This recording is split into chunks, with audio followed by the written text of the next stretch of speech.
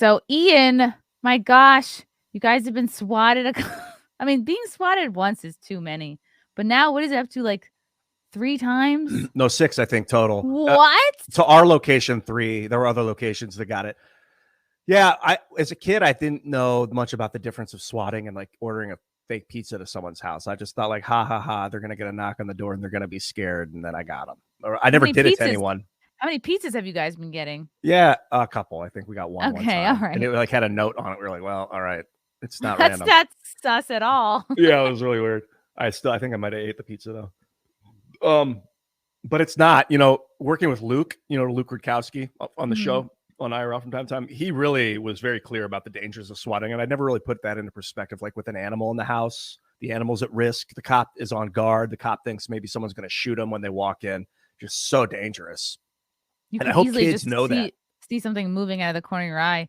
Yeah, I mean, not like you guys have kids running around there, but you could. Well, we could. It's a family environment. Yeah. There's animals. There's people bring their kids to work. People bring their kids to this business. It's happened in the past.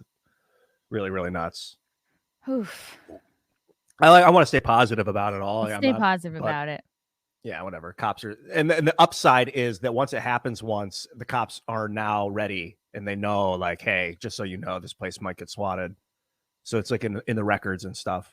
If I'm a cop and I've been to a place like more than twice, I'd be like, oh, okay, somebody must have it out for these people. Like if each time they come and nothing is happening, in a sense, isn't that good in a way? Because then the cops know, all right, this is except that like a Chicken Little situation where if a criminal really wanted to hurt someone, and they could call in fake crimes multiple times, so the cops stop coming, and then they commit the crime and the cops don't come. So we want them always to show up. And it's just such a put out for the cops. At this point, do you just like make extra coffee for them? Like that's what we talk about. Bring pizza. Let's get healthy food. Some snacks, packaged food, so they don't have to wonder if we poison. It's not trying to hurt anybody or anything. Does it? How do you know when it's happening? Like now, it's happened enough times, and you're like, we usually get a message. Lydia will be like, "Oh, we got swatted again." And we're like, how annoying. We got swatted again. 6 more weeks of winter. Yes. Yeah, the cop saw his shadow. Came in anyway. Damn. Yeah, I don't know. I'm not as concerned about it as other people. I don't know why. Okay. It feels like no, it's because it never happens. Like because we have most people have no idea what that's about, and it's from the outside perspective. It seems very scary, and it just seems like wow, someone's got to really hate to keep.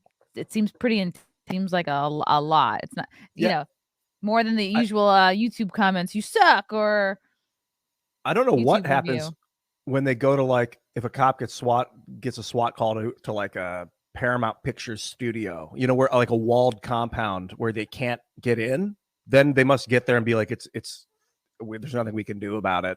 But I guess it gets to a point where you're like a walled compound and you just know law enforcement in the area. Right. What if you have like your own, I guess, private land with fences around it and they can't just roll up? Yeah. It's important. It's interesting. I was in Hollywood for a few years and like driving past Paramount and Warner Brothers and all these studios, thinking like, and seeing the giant walls, and like all you do is they're big city blocks and you just drive around the block and it's all walled.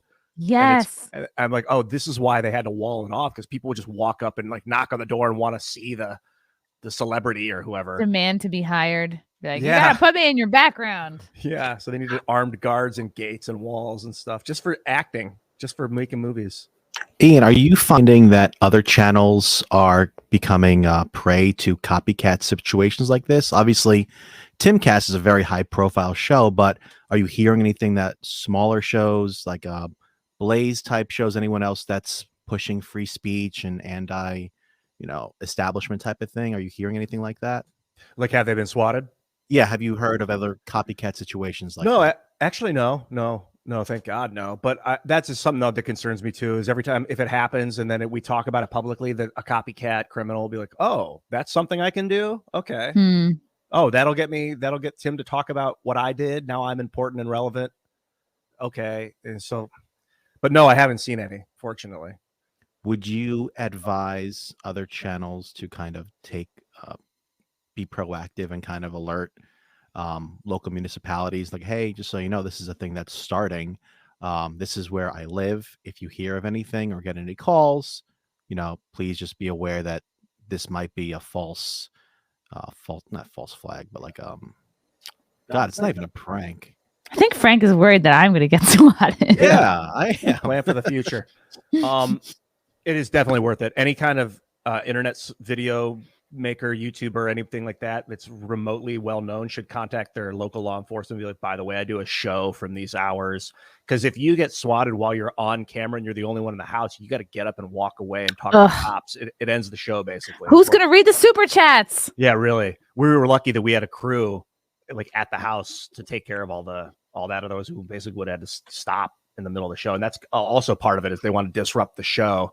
I think can be part of the intention. So you don't want to give them what they want as little as possible. Do you think it's related to like particular guests, or do you think it's random? It's probably related. If I had to guess, I would say it's related. It's tough to say though. Once I get to that point, I don't like to speculate. If it was war, if we were in war and I had to make a split-second decision, I would say, yeah, it's probably related. Let's use our best knowledge to make a hard decision, but I don't know. It's tough to tell. But yeah. I mean, it was like Marjorie Taylor Greene came on the show. She's a politician, so someone's probably like, I didn't like that girl. I saw her in the news.